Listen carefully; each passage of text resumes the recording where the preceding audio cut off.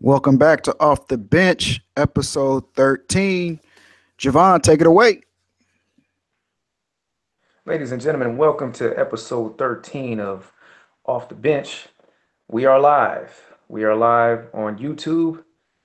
I am Javon Tavares, one of your hosts for this live session. I have the distinguished Kevin Cornegay with me today.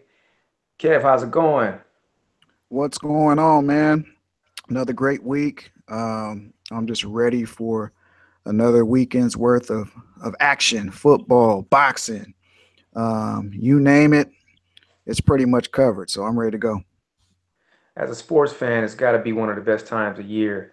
It's the intersection of football, basketball. Usually the biggest boxing matches happen at this time. Baseball, after their 200 games that they played during the summer, after the 300 games that they played during the summer, now it actually means something, and you get to see what baseball is all about, and you get to see the strategies for real baseball, close games, two run games, 1 run games, when those guys are competing for a World Series and pennants. But again, a great intersection. Today we don't have our other host and analyst, Sean Dustin. He Yeah, had a prior engagement, so we're always thinking about him, and we wish he was here. But hey, other duties call. But we will hold it down in his absence. So let's absolutely. jump right into it. Zeke Elliott. This Mm, time last week, there was speculation about would he be playing? When would the suspension kick in? And since then, we've gotten a little bit of clarity. Not too much. We've gotten a little bit of clarity. So it looks like there has been a stay that was granted in his appeals case. And I believe the NFL is expecting three potential outcomes to happen. One of them is that stay will be reversed, and then he'll have to serve his 6 game suspension right away. Or the NFL, I believe, could potentially, it could drag out a little bit longer and then it could be resolved. And then he'd end up having to serve the 6 game suspension towards the tail end of the season. Or there could be, the case could drag on even further and he wouldn't miss any regular season games in that third scenario. So, Kev, just want to get your take on that. Last week we talked a little bit about whether Zeke deserved the suspension or not. I think now I'm a little bit more confused as to what's going to happen with this case. I thought it was going to be a little bit more cut and dry, but now apparently there's a couple different scenarios. What do you think is the likeliest scenario for Zeke Elliott's serving his suspension this year? well, I think the likeliest scenario is similar to what happened with Tom Brady and the New England Patriots. So he'll end up being able to play the full season, and then they'll revisit in the offseason, and he's going to serve his 6 game suspension. What we've learned about Roger Goodell in the National Football League is Roger Goodell is very competitive. And what I mean by that is he wants to win. So if he was the equivalent of a starting quarterback or a player in the National Football League, his passion to win will supersede anything else. Mm, And Goodell's a competitor. That's why he's been able to grow the league in the fashion that he has. He's a big time businessman, very successful in the business world. This is why the owners love him because he's filling up their pockets with more dollars. So in the end, he wants to win. And I think it's less of a situation of, well, let's make sure we get it right. Roger Goodell wants to win the case. So I do believe that Ezekiel is going to play the full season. They'll revisit it in the offseason. Now, if the NFL gets their wish and they're going to take this to federal court, I believe they want a solution ASAP. Mm-hmm. So if they get their wish and the courts are able to fit this case in, if you're the Cowboys, you have to be a little bit nervous. You're not out of the clear just yet because you can get down to week 11, and then all of a sudden the judge sees the case in week 11 and he decides, hey, the collective bargaining agreement is what I'm going to go on. You're suspended. So you start week 12. Okay. He would miss 4 games. I believe it's regular season. So if they were in the playoff Mm-hmm. hunt and they made the playoffs, I do believe he can come back and Yeah. compete in the playoffs.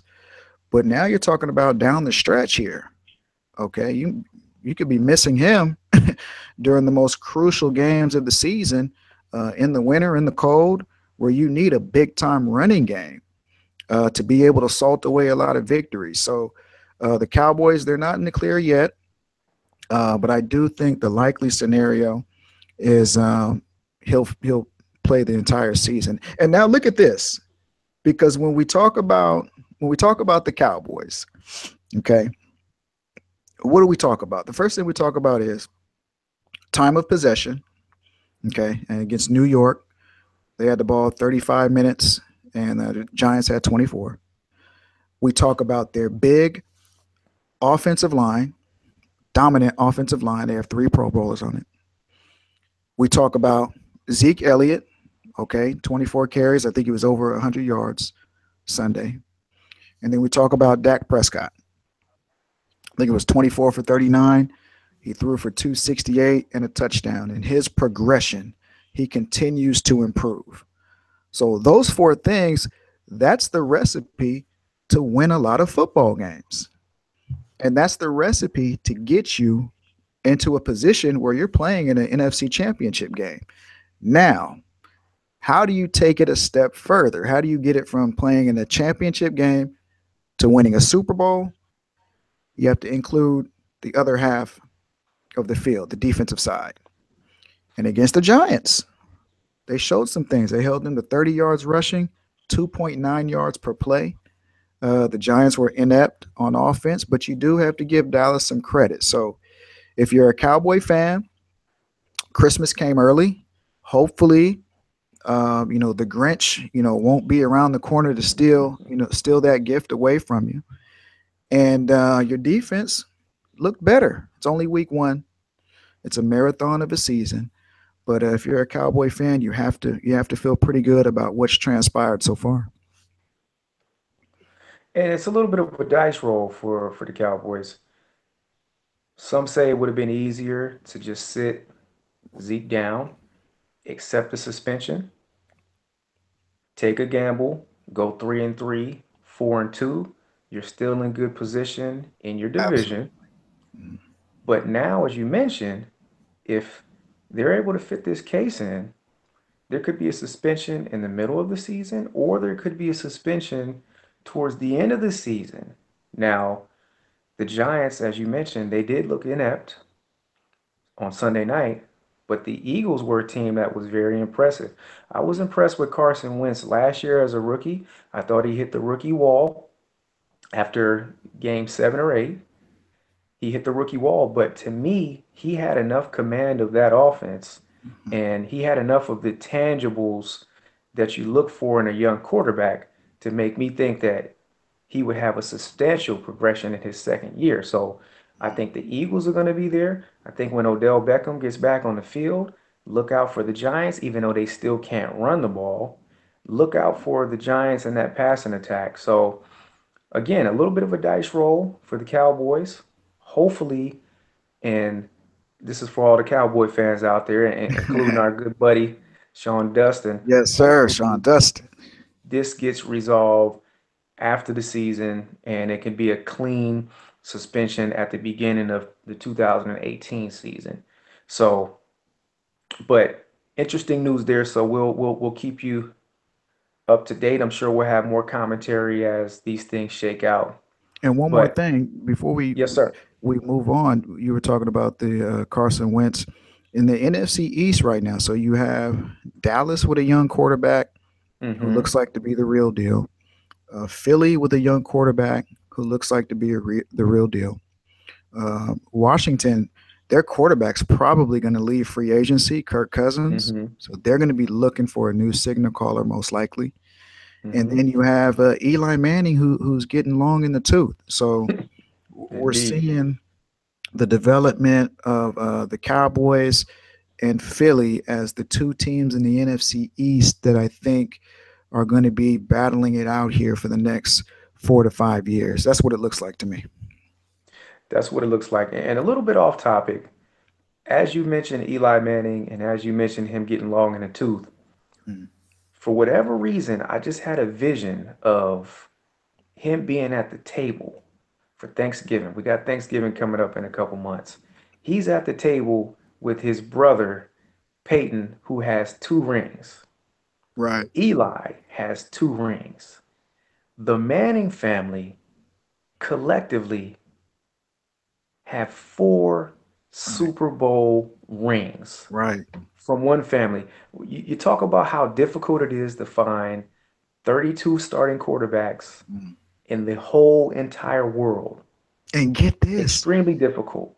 they say Yet that, one family produces 2 quarterbacks, right. and between them they have 4 Super Bowl rings. And they say Cooper, the oldest brother, was the best He could have quarterback been the best.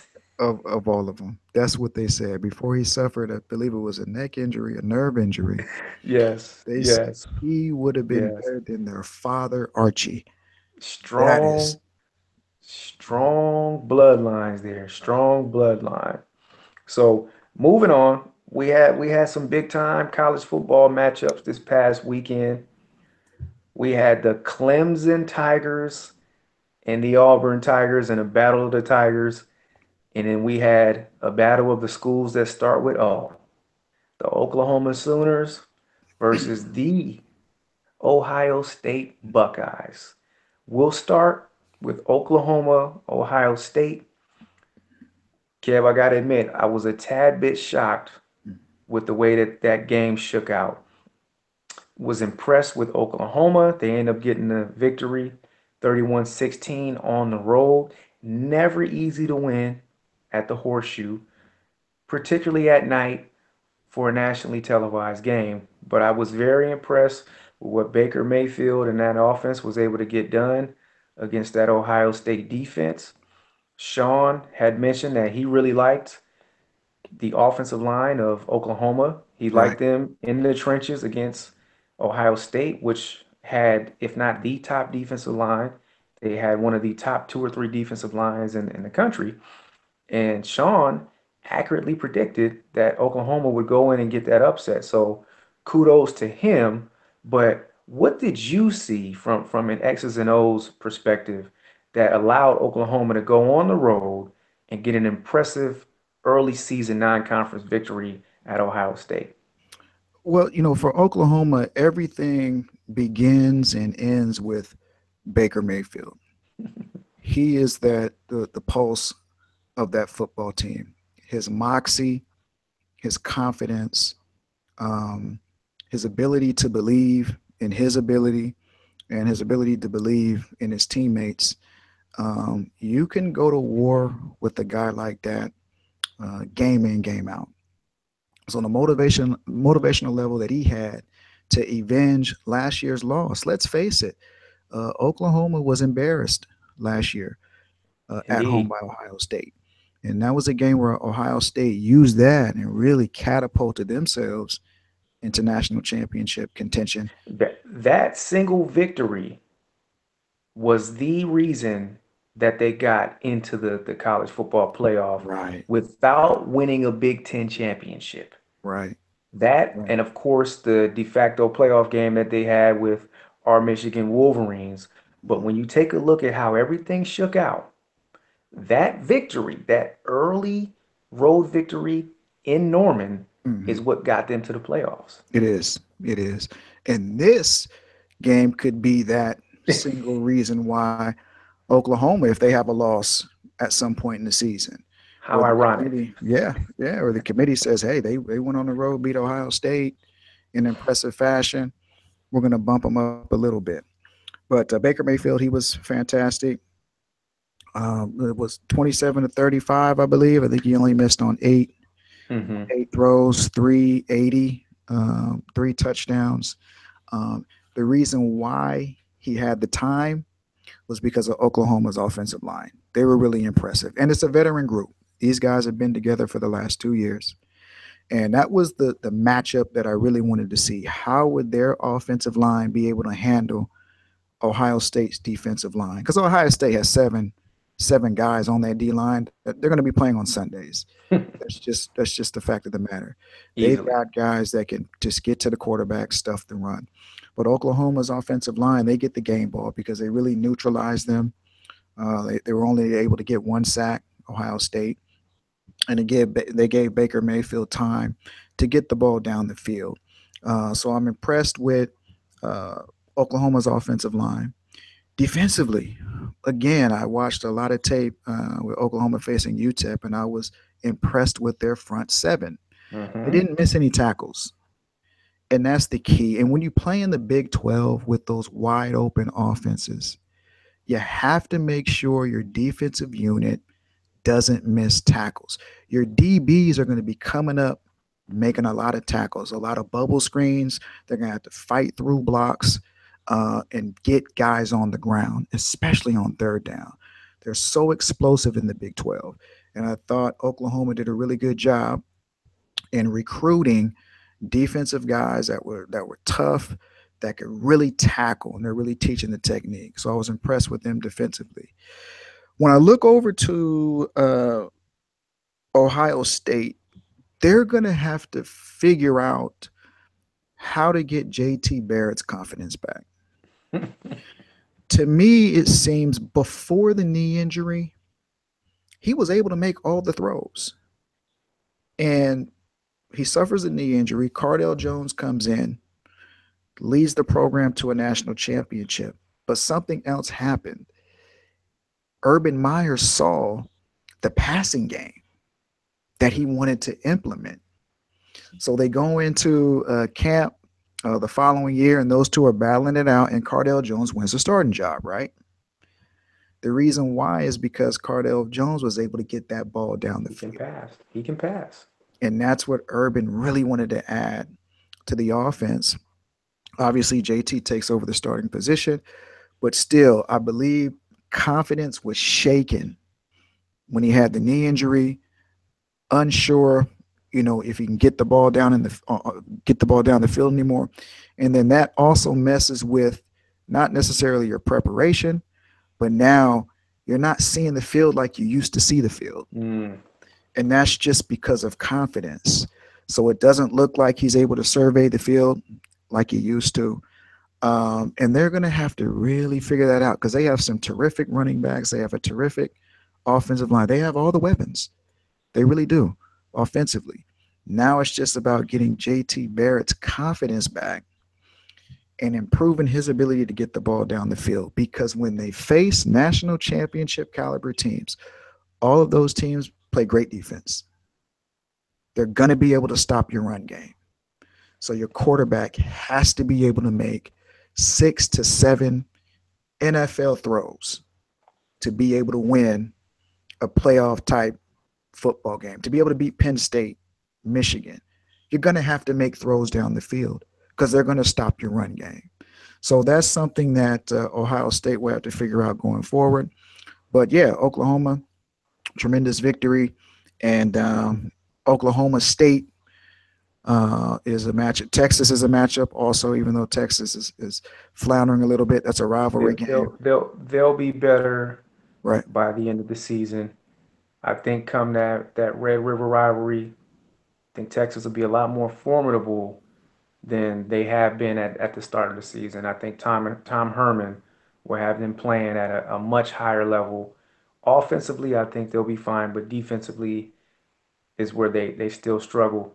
But Right. real quick, Kev, going back to JT Barrett, Mhm. you're talking about a fifth year senior. You're talking about a guy that came in and really set college football ablaze in his redshirt freshman season. Gets the injury against Michigan, Next season comes back. He's having a battle with Cardell. Cardell obviously carried them to the championship, had a couple of impressive victories, taking out Alabama and taking out the Right. Oregon Ducks. Mm, Those two teams were extremely tough that season. Come back the next season, he's battling out with Cardell mhm. in preseason camp. Cardell, for the very reason that you stated before, Cardell wins the job because he's a better passer Right. than JT Barrett. His motion is better, he's a bigger guy, and he gets rid of the ball quicker. So, to your point, I think JT Barrett's confidence has been shaken. In the offseason, they wanted to bring in the coach, former coach of Indiana. His Mm, name was Kevin. right. What was the last name? Kevin. Anyways, he was the you know offensive coach, offensive minded coach, very innovative. They bring him in, hoping that he can do wonders with JT Barrett. And in the first couple games of the season, I just haven't been impressed. And so I asked myself, this is a fifth year senior. This is a guy who's played more than enough college football. Mhm.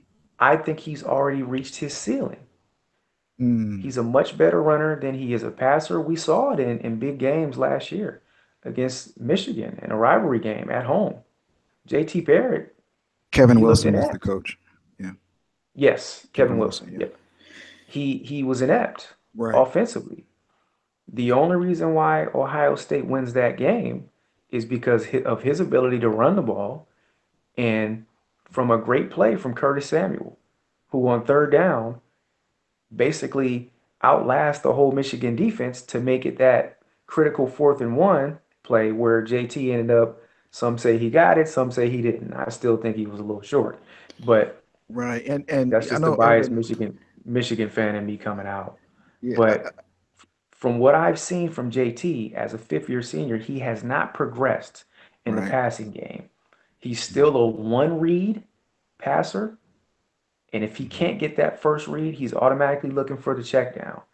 As Right. far as his mechanics, his delivery is way too slow. Right. Right. It's a slow windup, it's very deliberate, and at times when his feet aren't set, he's just not an accurate passer. Yeah. So, And I don't Kevin remember his Wilson, mechanics. I don't remember his mechanics being that bad when he would before the injury. And correct me mhm, if I'm wrong. I don't remember his mechanics being all over the place. It almost seems like he's just forgot how to play the game of football at the quarterback position. It's a sight to behold. I think it's more to do with confidence his level. confidence, Yeah, absolutely. yeah, His and confidence, his confidence has been shaken, and again, it goes back to that competition mhm. that he lost to Cardell Jones. Now, keep in mind, JT also had a drunk driving incident. Now, this is a guy that was considered to be a team leader, Mm, and by all accounts, he's one of the better leaders that they've had in to Ohio State mm, ever. And that comes from Urban Meyer's mouths. You talk to folks that are big time Ohio State fans, and they talk about his leadership qualities.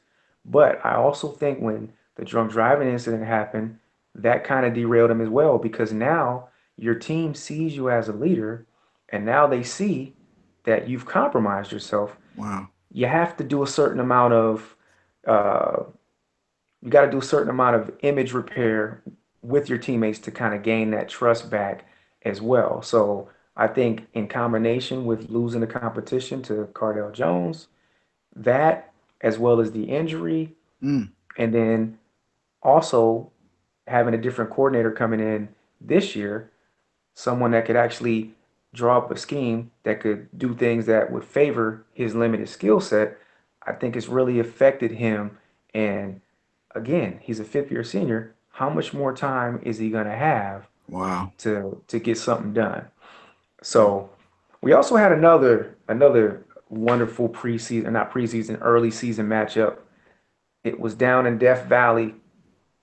Clemson Tigers and the Auburn Tigers came in. Now, there was a lot of talk about Auburn potentially being a team in the SEC West that could challenge Alabama for the top spot there. And defensively, I will say this, even though they lost 14-6, Alabama has a, or Auburn has a ferocious defense. I think the transfer from Baylor, Jared Stidham, coming in, actually gave them a viable quarterback. I think he will be excellent throughout the course of the season. But they just ran into one hell of a defense with the Clemson Tigers. Let's remember that this is the defending national champion. Right. They had most of their defensive line back from a team that gave Alabama everything they wanted last year in the championship. So some say that's the most talented defensive line in the country. Yeah, So losing on the road to Clemson is not a bad thing. I wanted to get your take on Clemson's 14-6 victory, and what did you think? What do you think of their new quarterback, Kelly Bryant, who is Deshaun Watson's successor? I love Kelly Bryant, but Dabo Sweeney deserves a lot of credit. He has built this Clemson Oh, program man, into a got a better, lot of respect for that guy. right, right. He's built the program into a better version of an SEC team. Mm, Because what do we say about these SEC teams? They play great defense. They have the defensive line, dominant yeah. defensive lines. They have the dominant offensive lines, but they lack in offensive creativity. They lack in explosion plays from their perimeter guys.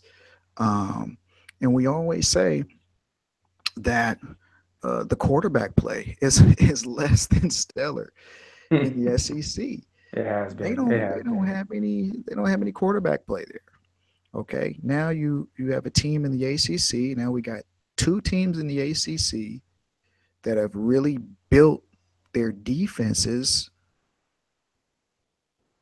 on par with your SEC Hmm.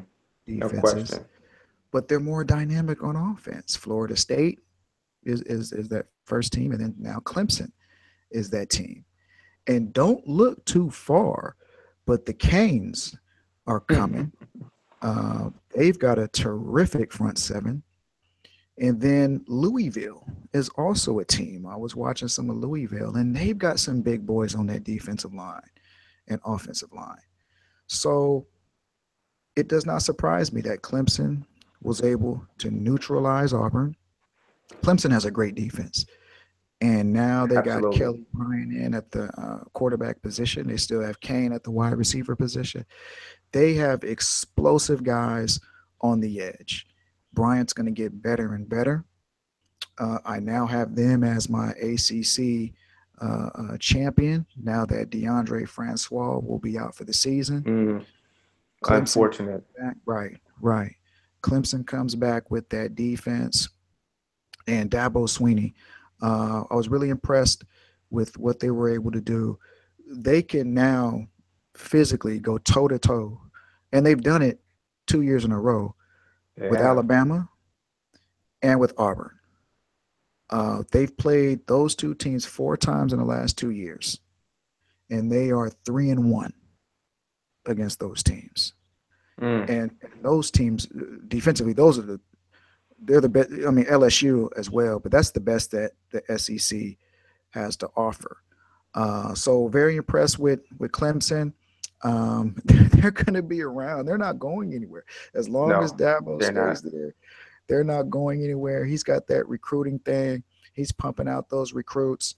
Um, it'll be a very fun matchup this weekend. We'll talk about that in a little bit when they go to Kentucky and take on Louisville. But I was very impressed with Clemson. That was a statement game to me. I wasn't sure exactly where they were at. They beat Kent State week one, and but I wanted to see where they were at offensively, and I thought they made enough plays to get the win. And to your point, Kev, when you talk about Dabo Sweeney,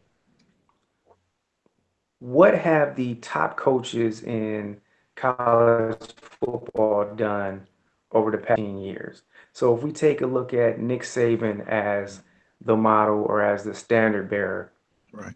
Nick Saban has recruited, top 5 recruiting classes, sprinkled in 2 or 3 or 4 number 1 classes, and he's developed those players. He's maximized the talent of the most talented players. Right. Dabo Swinney has done a similar job at Clemson. He's recruited top 5, top 10 classes, and he's developed that talent. Now remember, it was just merely 7, 8 years ago where the term Clemsoning was being used. And for those of you that don't know what that term is, if you pull a Clemson or you're Clemsoning, basically you win the games that you should win. You beat up on the Mm, cupcakes. But when you mm. get to a big time matchup against a tough out of conference opponent or against Florida State, Clemson would find a way to lose those games pre Dabo Swinney. Let me ask you this And so question. that Let me ask you this question. Do you think Deshaun Watson is maybe the single most important Clemson player that we've seen in the last 20 years? I'll say he was the best player that we've seen in Clemson. Combination of his leadership ability, obviously a dual threat, can throw the ball, can run the ball. If you saw the game tonight that he played at Cincinnati on the road, he didn't just beat that team with his legs. He made some critical throws in the Mm-hmm. fourth quarter as they were really trying to put Cincinnati away. He made Right. some great throws on third down while taking a beating. Geno Atkins gave him a couple shots that could have potentially taken him out. So I think Deshaun Watson was the best player that's played at Clemson over the past 20 years. But remember, even before him, they had Taj Boyd. Taj Right. Boyd was another dual threat. This was a guy that could throw the ball, this was a guy that could run the ball. And so Taj Boyd really helped get Clemson to a level to where they could beat teams like Florida State, Right. to where they could beat teams like their in-state rival South Carolina, who at the time under Coach Spurrier was a decent program. So Right. Dabo has done a great job bringing in the recruits. Instead of the mark of any great coach, instead of rebuilding, you just simply reload, and that's what he's done this year with Kelly Bryant and that wonderful defense that they have. So Mhm. much props to Dabo Swinney. I mean, I love the guy's swagger. I love his attitude. I love his passion. And you can see why that program is one of the top programs. And they're not going anywhere. No. They, Kelly Bryant beat out a guy named Hunter Johnson, who was the number one The number pocket one passer quarterback. Yeah. recruit that went to Clemson this season. He can't even get on the field because of Wow. Kelly Bryant. So this is going to be a guy that takes over the job in another year, 2 years, and the train is just going to keep rolling for the Tigers. Right. But speaking of ACC competition and speaking of great players and explosive, we must bring up the name Lamar Jackson, Mm. the reigning Heisman Trophy winner. Now, if you ask me, Kev, he hasn't been getting enough love coming into this season. We wanted to pick guys like JT Barrett, Baker Mayfield, these Sam Darnold, Trace McSorley from Penn State. These were the quarterbacks that we were mentioning before, the most explosive player in the country who had one of the greatest college football seasons that you could have last year, passing for 3,400 yards, rushing for 1,400 yards, and it was responsible for 51 touchdowns. Right. So all he's done was say, you know what? I'm the best player in the country. You guys don't want to give me my proper respect. So I'm going to prove it to you once again. And all he's done in his first 2 games is put up video game numbers. Now, I know you're not a Tar Heels football fan, but he was responsible for over 500 yards offensively and 6 touchdowns against an ACC opponent. You're talking about the North Carolina Tar Heels. Traditionally, they haven't been a great football program, but this is a team that is a year or two removed from going to the ACC championship Right. game. This is a Mhm. team under Larry Fedora that has really turned the program around. They're And respectable. they're the best, they're the best they've been since they had Mac Brown before he went to Texas. So Right. this wasn't some inferior opponent from the FCS. This was an ACC opponent that he absolutely made look silly. You talk about a rocket arm, Mm. you talk about speed out of this world. And one of the things that he's doing this year, based on the tape that I've broken down, he's looking for his second and third reads Yes, in he the is. progression. Yes, he is. He doesn't want to get out the pocket right away. There was a touchdown pass that he tossed against Carolina to where there was some pressure in the pocket. He simply maneuvered, stepped up, Mhm. and tossed the ball 60 yards for a 75-yard touchdown play. Mm. So, do you think that Lamar Jackson has an opportunity to be the first back-to-back Heisman Trophy winner since Archie Griffin, the great running back from the Ohio State Buckeyes? I think he's got a shot myself. I think he does too. I think he is the best player in college football, No question. but he will have stiff competition. And I think this is where the coasts of the country are really going to take over when the Heisman voting comes out. You have two quarterbacks in LA who are top three picks in the draft: Josh Rosen, UCLA, and Sam Darnold, USC. And they play in the number two market in the country. Mm, And so that's something to watch. If those guys stay healthy, they're going to have absolutely ridiculous numbers. Depending on how USC finishes, if they're able to win the Pac 12, or if they at least get to the Pac 12 championship game, depending on how UCLA finishes, if they're able to win the Pac 12, if they're able to get to the title game, it'll be because of these two young quarterbacks. So that's the competition he'll have down in LA.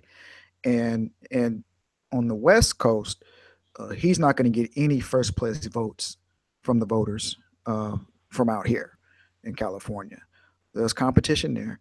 Then there's competition in the Midwest with Baker Mayfield, depending on what he's able to do this season with Oklahoma. Now he has the first marquee victory out of all of those guys we just talked about. Baker Mayfield has that. But Lamar Jackson has plenty of games. He has one coming up that could be a signature game with the defending champ Clemson. He will face Florida State later in the year. And even though DeAndre Francois won't be there, that Florida State defense will be there. And then he'll face North Carolina State, I believe. And then who knows if they're able to get to an ACC championship game, they probably will face Miami from the Coastal Division. And then they'll if Miami makes it that far, they'll definitely be a top 10 team if they get so Lamar Jackson has plenty of games left. But this guy is literally averaging 600 yards total offense by himself. 600 yards total offense.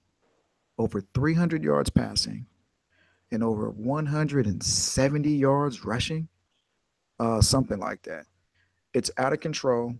He's gotten better as a pocket passer. And I believe he has an opportunity to continue to progress to the next level.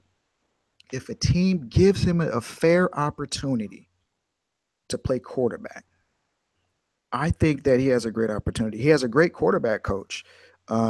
What's their head coach's name? Bob Petrino. Bob Petrino is a fantastic quarterbacks coach. Spends a lot of time with them in the off season. I was watching an interview where Bobby Petrino had this big old notebook full of things that he wanted Lamar Jackson to focus on.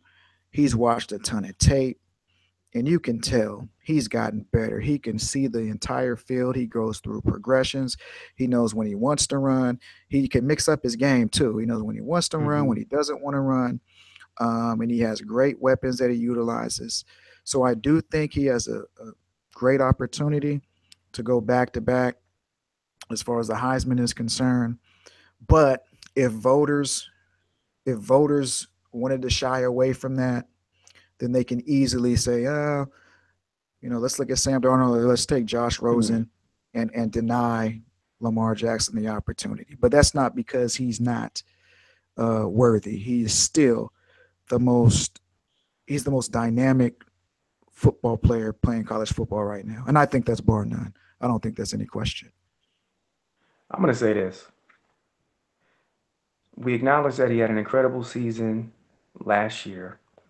This year, he's off to a very similar start. We both admit it and we both see that he's gotten better. Right. To me, the numbers may be more ridiculous this year. They may be. Because maybe you have game plans that are centered around supposedly like North Carolina's game plan, which was to not let him beat you with his legs. Mm-hmm. And so what does he do?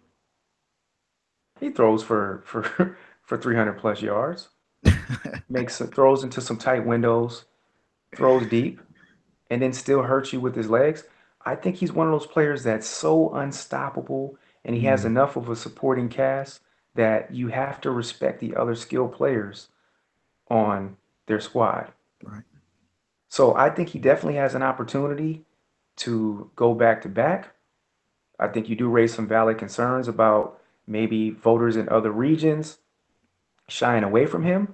But if the numbers are there and if the numbers are greater than what they were this year, and he has some of those marquee moments, and he'll have an opportunity this weekend Mm-hmm. against the Clemson Tigers, early opportunity for a marquee moment. If he has enough of those moments, I don't see how you can deny him the opportunity to at least get back to New York Oh, he'll and definitely New York. Yeah. and potentially win the award again. But I'm going to make another statement, and this is a bold statement. This is a big statement. This is a bold statement because what I'm about to say, some people may think that I'm breaking the law, or some people may think that this is blasphemy. But I am speaking from a wealth of knowledge of college football.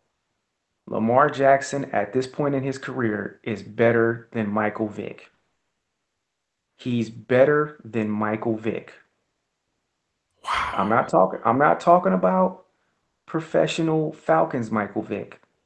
I'm not talking about franchise quarterback for the Atlanta Falcons. I'm not even talking about the guy that came back out of prison and led the Philadelphia Eagles to a deep playoff run and had a wonderful bounce back year. I'm not talking about that Michael Vick. I am talking about redshirt sophomore Michael Vick, Mm. the year that he came out. So Lamar Jackson is, I believe, what is he, a redshirt junior? He's a redshirt junior. Yeah. Okay, redshirt junior. He may even be a redshirt. No, yeah, he's a redshirt junior. So, and this is just my humble opinion. I think when you talk about speed, the ability to run, the ability to escape, I think he's right on par with Michael Vick. I don't think there's any of us that can sit back and see the highlights and say that he's slower than Michael Vick or he's not as elusive. I'm not saying he's faster than Michael Vick, but I'm saying that that type of explosiveness is a once in a lifetime explosiveness. And he and Mike Vick, they're on the same level. Mm. So what does that leave? That leaves passing ability. Michael Vick at Virginia Tech was a one read quarterback. He was. He was a one read quarterback. Mm. At this point, from what we've seen from Lamar Jackson, he's no longer a one read quarterback. He knows how to go through the progression. Mm. And I think he's a little bit more accurate of a passer than Michael Vick was at this point in his career. Because I remember there was times where I would see Michael Vick miss open receivers, and I say to myself, you probably should have completed that. Right. That's I underneath. don't. I I think Vic was a better deep thrower. I'm trying to poke holes in your take, and I Go really back and can't. analyze Michael Vick's Mhm. Virginia Tech highlights. Analyze those, and then match that with what you've been seeing from Lamar Jackson. It's a bold statement. I know Right, there's it a lot is. of people out there that are going to say I'm crazy, that this is blasphemy. How dare Mm. you talk about this and disrespect Michael Vick? It's not a disrespect to Vick. It's simply how I see it. I think It, he's a better football player at this point than Michael Vick was. So go back and analyze the tape. When we come back next week, we'll get your take on what you saw and if what I'm saying is accurate or if it's far fetched. I'm gonna do that. I'm gonna do that. I'm gonna do that.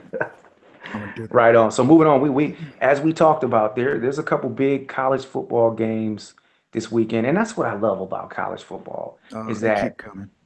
there's always a big game every week, and the games mean so much. Right.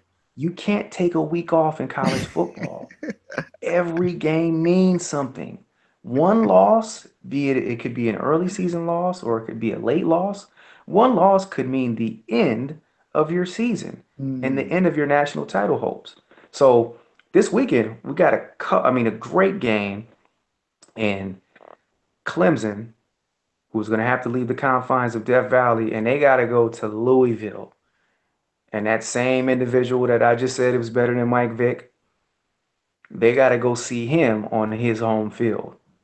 So, how do you see that game shaking out in the end?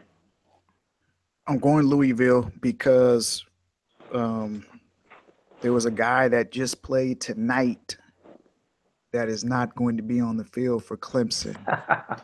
And this is one of those games where we do see the missing element of having an experienced guy like a Deshaun Watson that can come into a marquee game, national television, ABC, I think, has the call. This is where we'll see Clemson come up a little short because Kelly Bryant doesn't have that experience yet for this type of game. That's the only reason. Absolutely. That's the only reason. Absolutely. Last year, this was an absolute classic. Remember, Clemson got out to the 35-13 lead, something like that, I believe. And Lamar Jackson comes storming back. And Mm, then the last drive, he goes 80, and it looks like Louisville's going to win. The pass to his wide receiver who steps out of bounds, thinking he already had the first down, when worst all he had to awareness. do was Worst cut up, awareness. right, Worst cut up the awareness. field, and then they win the game. So, and Lamar Jackson was terrific in that game. So I do expect Louisville to be able to hold the home field and get a close victory. Nothing out of control, but I'm looking for it to be a 27-21, something like that. Nothing to where, because Clemson's defense is great. Um, so I don't think Louisville is going to be able to get away from Clemson, but I do think in the end that Lamar Jackson will be able to get the job done. I fully expect another 300-yard passing day. I fully expect another 100 yards plus rushing day for Lamar Jackson, and and set those guys up for an opportunity to do something special in the ACC. So I'm gonna go Louisville based on being at home, based on having the more experienced quarterback in these types of big games. But tune in. This is going to be a great matchup. Well stated. Here's my concern if I'm a Clemson fan. As you mentioned, Kelly Bryant looks the part, Mhm. has performed to the part in the first couple weeks. Now you got to go on the road. You got to go match up with the quarterback that won the Heisman Trophy last year and looks like he could be headed for another shot at winning the trophy. This is Kelly Bryant's first dance outside of Death Valley. Right. To me, in order to beat a great defense, you have to have a wild card. You have to have a player that has the ability of a Deshaun Watson. That's how Clemson beat Alabama last year for the championship. That's how Clemson came a couple plays away from beating Alabama the year before. Deshaun Watson was that wild card that was able to neutralize those great Alabama defenses. Mhm. So now, when you juxtapose that with Lamar Jackson going against Clemson's defense, Lamar Jackson has all the requisite ability to give those Clemson Tigers problems. He did it last year on the road. Familiar What with do their you think he's defense. going to do? What do you think he's going to do at home this year? So I think Clemson has more overall talent, but Louisville has the best player in college football, and they're playing at home, and they've got a chip on their shoulder from last year's loss. So I have to agree with you. I'm going to go with Louisville. I have the score being a little bit higher. I have Louisville 38, 31 for Clemson because I think Clemson will find a way to put up some points. But the Mhm. problem is they won't be able to stop Lamar Jackson. They just won't. So moving on to the SEC, it seems like every week is a big week in the SEC. This Mm. time, the big matchup comes in the SEC East. And it's a big time matchup because the SEC East has been the weaker of the two divisions. For the most part, it's been Florida's division for the past couple years, and they've done so without an offense for the past 2 years. I think it's always a huge rivalry anyway, but particularly this week, I think it's a big game for the Florida Gators because coming into the season and their much ballyhooed matchup with the Michigan Wolverines, all we heard about was how improved their offense was, how they have a veteran offensive line and how they got a veteran running back in Scarlett, and they have a veteran receiver in Antonio Callaway. Mhm. So they were supposed to be better on that side of the ball. We already know that Florida, they year in and year out, they have one of the better defenses in the SEC. So I think this is going to be a big litmus test for them. The Tennessee Volunteers had a pretty good victory in week one. They they almost lost it to a game Georgia Tech team. And you got to remember, when Paul Johnson comes in with that triple option, very difficult to defend. So give Tennessee credit for coming back in that game. I think they were down by at least 10 points in that fourth quarter, but they came back, they got the victory, and they did what they had to do. But this is an early season matchup that could determine who wins the SEC East. So, with that said, you picking the Gators or you picking the Volunteers this weekend? Here's the thing, Gator fans, will you convince your coach to start Malik Zaire, please, at the quarterback position? What are we doing? Uh, Again, SEC teams pride themselves, especially when they go out of conference. They pride themselves on being the physically tougher team on those Mm, offensive and defensive lines. And the last time Florida was out, they were just manhandled by Michigan. A Big Ten team. Jim Harbaugh came down there and he said, "We're marking our territory. We're going to dominate you on the offensive line. We're going to dominate you on the defensive line." And that's exactly what they did. With subpar quarterback play, Michigan was able to do that. So if you're Florida, I know Jim McElvain in his press conference afterwards, he says, "I got to talk to my strength coach because my guys, they just weren't strong enough to compete mm. out there against Michigan." He was upset. I fully expect the Florida Gators to come out and exact some type of, well, it's not revenge, but they are going to make amends for the way that they performed in week one. They've had a couple of weeks off because of Hurricane Irma that blew through the state of Florida, so they did not play last week. So they're going to be fresh, and they're going to be ready to go. I think that Tennessee is walking into a buzzsaw. I did not like what I saw out of Tennessee on Labor Day night. It was the Georgia, triple option. It was the triple option. Georgia Tech, Georgia Tech. with a bunch, and I no disrespect at all, but with a bunch of 2 and 3 star recruits, they came in and physically manhandled They're well Tennessee coached. They're well until coached. they are until they got tired in the fourth quarter, and that's where you see that's where you see recruiting come into play.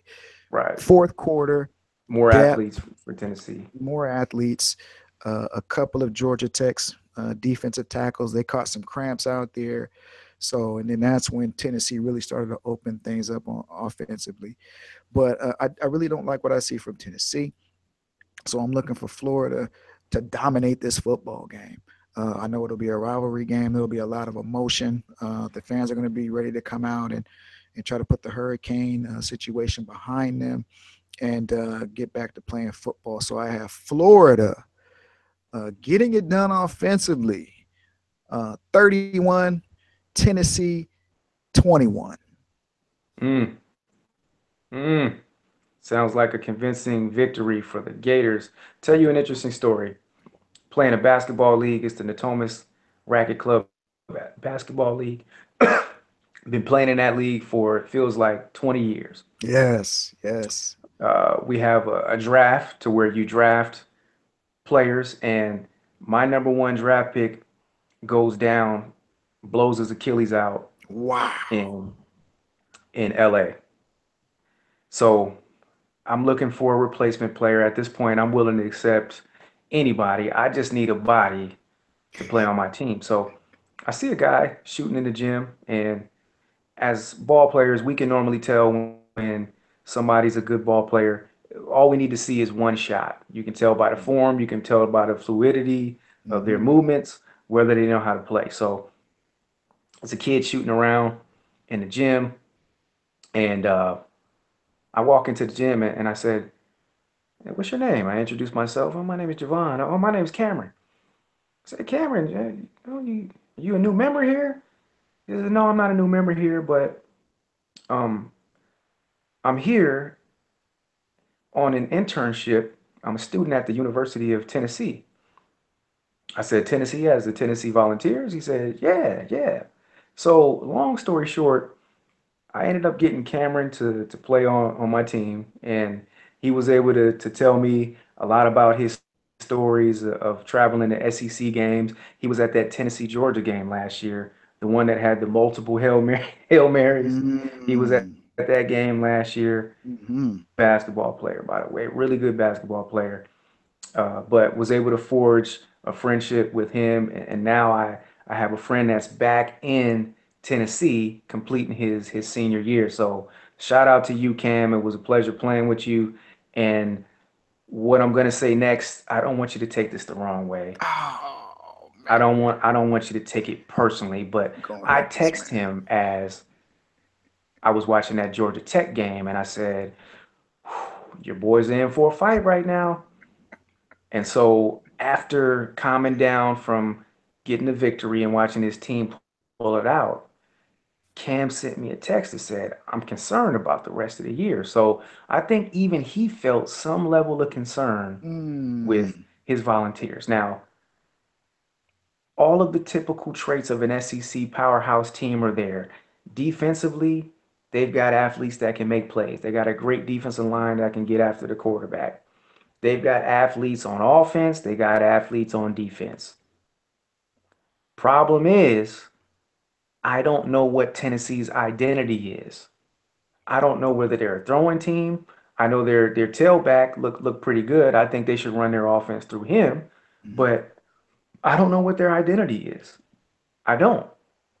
And so I think that showed up against Georgia Tech, a team that has an identity. We know Paul Johnson and his triple option. We know what they're going to do. We do. We know what they're going to do. So going into this game against a rival, and let's remember, the Tennessee Florida rivalry is one of the most intense rivalries in college football. It Let us not sure forget. is. It's top Think 10 Steve, rivalry. Mm-hmm. think Steve Spurrier and Phil Fulmer. You remember those days? Yes, Peyton Those were Manning. some Mm-hmm. absolute battles. And there was a point where Florida absolutely owned Yes. Tennessee. And so But this game, early season matchup, the winner of this game potentially is going to have a leg up in the SEC East race. And as I mentioned before, Cam, I don't want you to take this the wrong way, Mm, but I got to go with the Florida Gators. I mm, think their defense is legit. I think offensively, I like their pieces. We didn't get a chance to see a full team as they had multiple players that were suspended for that Michigan game. They were mhm. physically whipped by Michigan. I don't see Jim McElwain letting that happen again.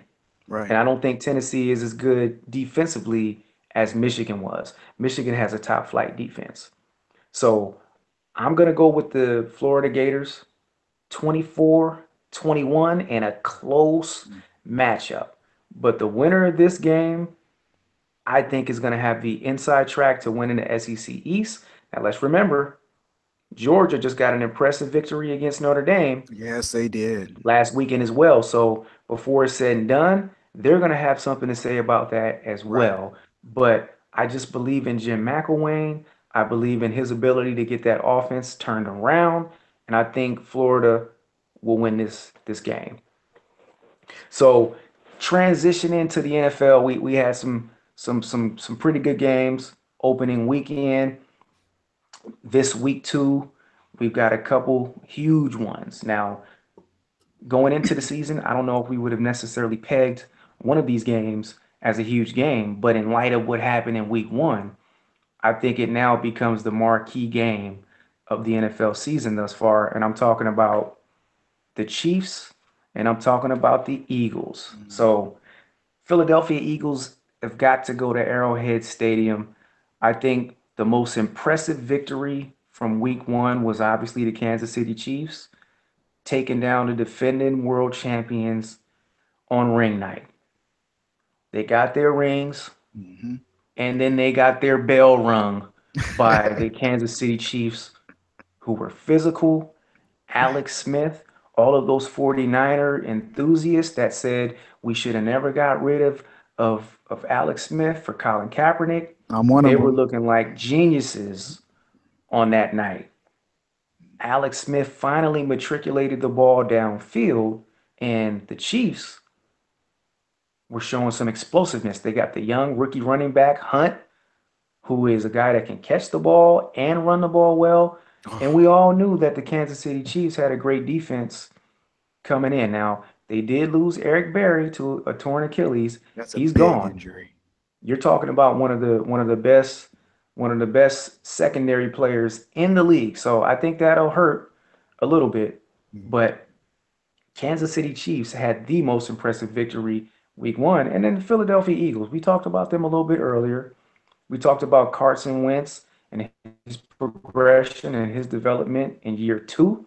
So this looks like a marquee matchup going into Sunday. Who do you think has the advantage in this game, and who do you think is going to win? I like the Chiefs at home. I finally love what Alex Smith is doing. He's getting the ball vertical now. He's getting the ball down the field. That was your number one issue with Alex Smith as a starting quarterback is he didn't believe in his arm strength. It was Mm, either he didn't believe in his arm strength or his accuracy to throw it down the field. You right. have to be able to get chunk plays in the NFL. It's very hard to go on your 10, 11, and 12 play drives in the NFL. The defenses are too good. You've got to be able to win the field position battle.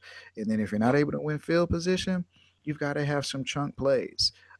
And this is this is one of the areas where Alex Smith struggled throughout his career. But Andy Reid, terrific coach, Oh, continued to work with man. Alex Smith and his mechanics. Alex Smith could always read a defense. That was no problem. Smart His kid, smart right, guy. right. His pre-snap game on point. His post-snap game on point. He can change calls at the line of scrimmage. All of that is fine. It was just him executing NFL throws. And he didn't have confidence in executing those NFL throws, those 10 to Well, Kev, 15 let, let yard me let deep me say routes. this. Right. Would you have confidence if you were constantly getting beat up in the pocket? And let's be honest, when Alex Smith first came into the league, he did not have a competent offensive line. He was running for his life, and he was jittery in the pocket. That's Let's be why honest. That didn't change until Jim Harbaugh got there and Alex Smith finally started realizing some of his potential. I saw a interview with Chris Carter, the Hall of Fame Vikings wide receiver, and he was saying if you have a bad offensive line and you draft a quarterback, he said you can ruin him before Hmm. he ends up developing. He says because you throw him out there with a bad offensive line and he just gets pounded. Similar to Jared Goff, they're very lucky. Jared Goff, they threw him out there and he just got whipped out there, just pounded, and then wasn't able. And then young quarterbacks aren't able to develop. So that was something interesting I heard from Chris Carter. But yeah, Alex Smith, he's playing some tremendous football. Big time victory on the road against New England. I like them at home to beat Philadelphia.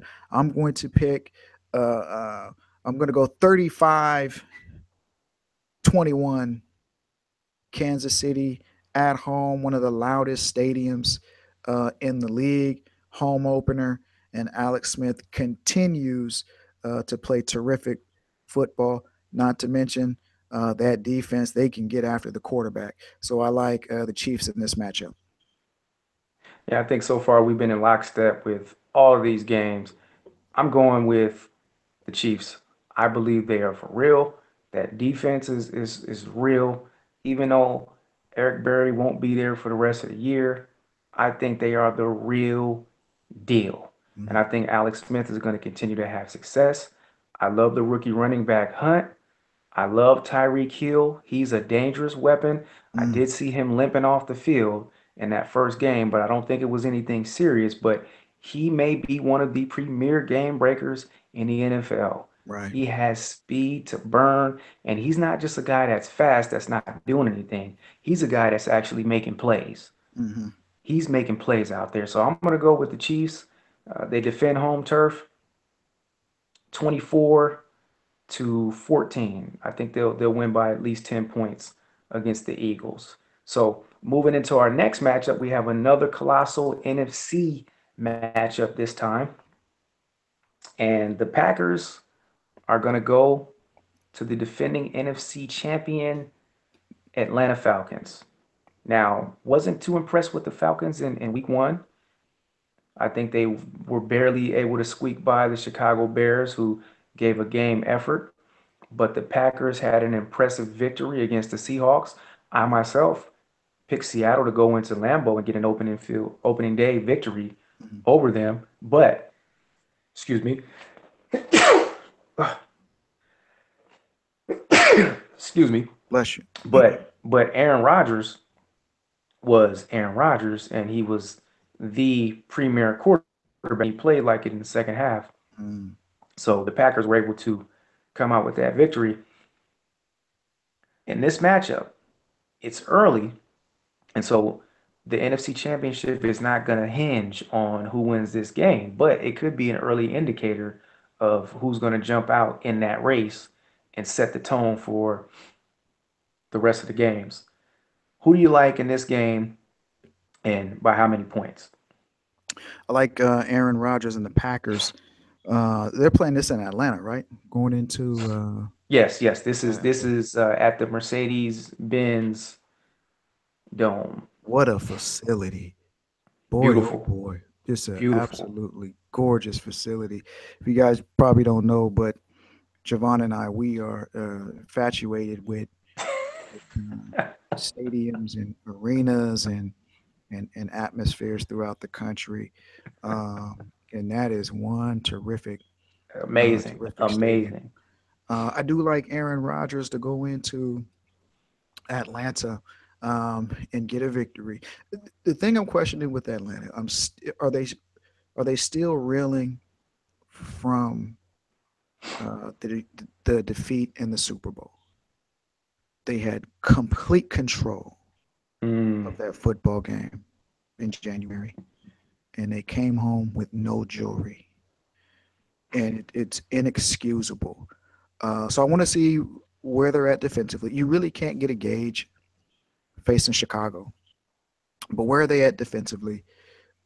They struggled second half of that game in the Super Bowl. They just ran out of gas. Now they're going to see a quarterback in Aaron Rodgers, who's very capable of doing the same thing Tom Brady did in the Super Bowl.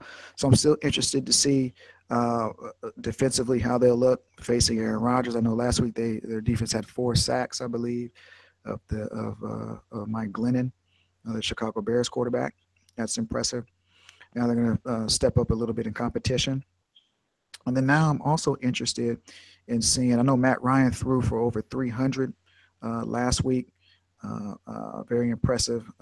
Without Kyle Shanahan being there, the offensive coordinator, he is Mm-hmm. now head coach for my 49ers. So I wanted to see how that was going to affect Matt Ryan. But I'm going to take Green Bay largely on the shoulders of Aaron Rodgers. They got a workman-like victory last week facing a great defensive team in Seattle. I think that was a 17-6, 17-9 ball game there. Well, we got Seattle. We got to talk about them in another show, but they did not look very good.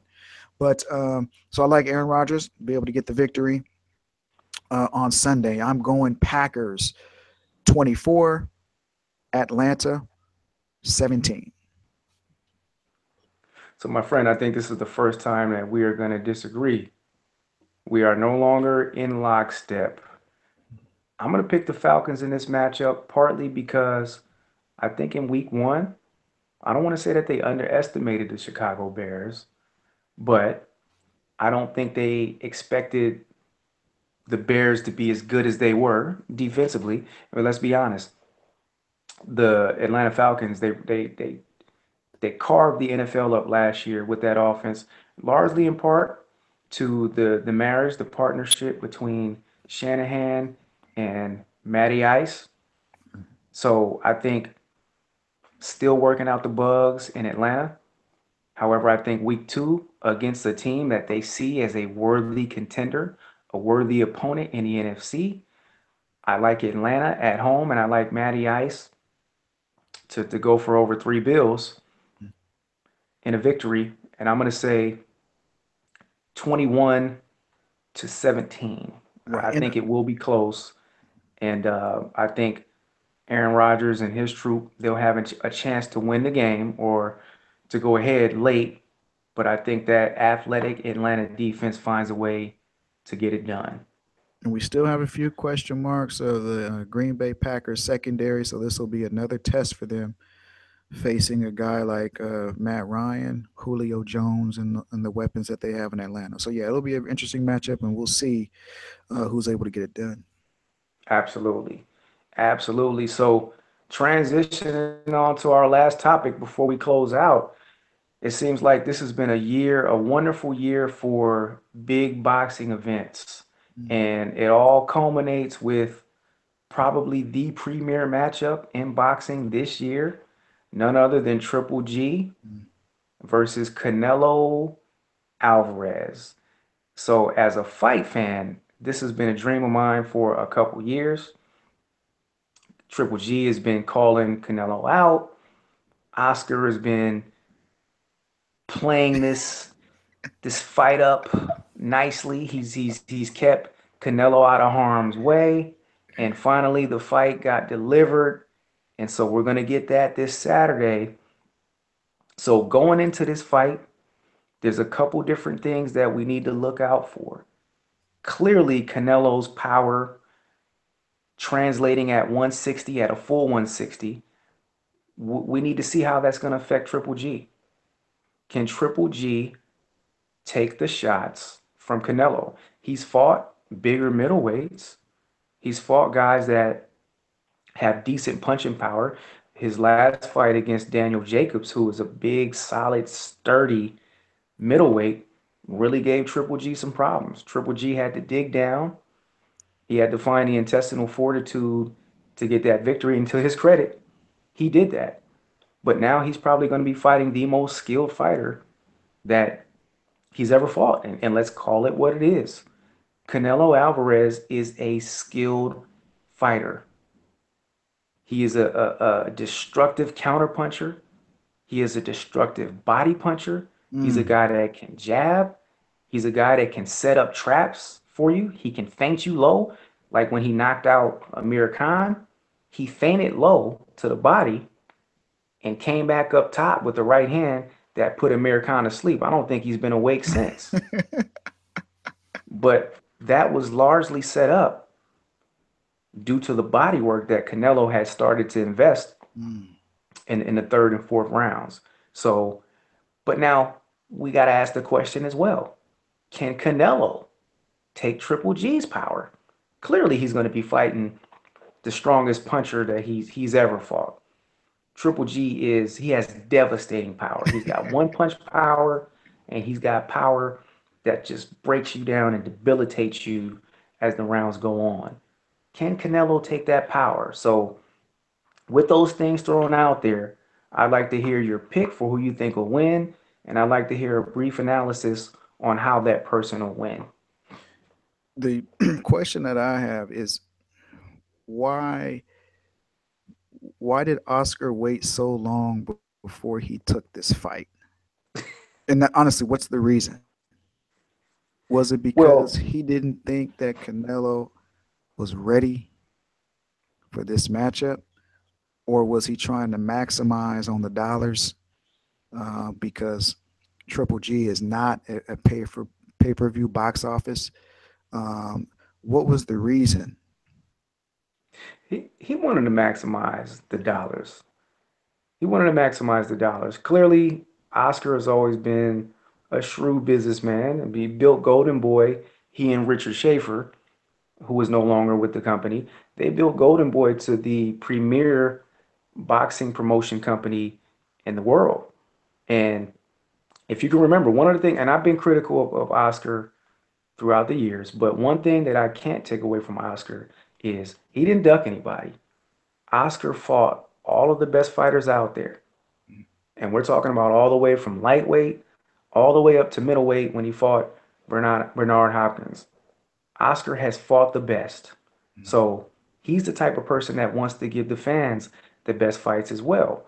But coming off that loss to Floyd Mayweather, Oscar wanted to make sure that Canelo was built back up the right way. Mm. Let's not put him in with a bunch of stiff competition that could potentially derail a big pay-per-view showing for Triple G and Canelo. Let's get him in there with some decent guys and let's allow him to work on his abilities and his skills. And he's done that. Canelo has improved since he fought Floyd Mayweather. He's bigger, he's stronger, and I think he's smarter as well. He learned a lot from that loss with Floyd. So it was a good move by Oscar. He slow played it. He let Mm. Triple G get to a point to where he actually fought some worthy, decent opponents. That was the knock on Triple G before, is that he wasn't fighting anybody, and he wasn't. He wasn't. He got here on the merits of him knocking guys out every match. And finally when he fought some decent opponents. So if you remember before the Kell Brook fight, or before the Daniel Jacobs fight, he fought Kell Brook. Now Kell Brook was a big welterweight that went all the way up to middleweight to fight Triple G. And before Triple G ended up breaking his eye socket, Kell Brook's eye socket, that is, Kell Brook was having a lot of success. Kell Brook was hitting Triple G with some shots. Let me Triple G had been touched up more than he had in any of his prior fights. let me And get so if Kell Brook didn't get his eye socket broken, there's a good chance that scorecard would have been pretty close. But oh, nevertheless, he did end up busting his eye up, and Kell Brook had to retire. I heard a So couple things from I heard a couple things. I heard something from Oscar this week on one of the sports shows. Said he was concerned with Canelo's weight gain. Um, he he wasn't happy about his weight gain. And then I saw a Freddie Roach interview, and he was worried about Canelo's um, ring generalship and wanted to Mm-hmm. make sure that he he was kind of the leader, in the dance, if you will, inside of the ring. So he wanted him to stay off those ropes because he didn't think that he could take the punishment if he got Mm. back into the ropes. And then Oscar was a little concerned, thought that maybe Canelo bulked up a little too much. So he's hoping that his hand speed will not be Translates. Yeah. compromised. Um, Months ago, when the fight first was made, I said Triple G knockout 11th round. I'm backing off of that. Um, I actually think it's going to go 12. I think Canelo is going to win the fight. Watching Triple G is my favorite fighter right now. My absolute favorite. I love watching him fight. I just love his offensive repertoire.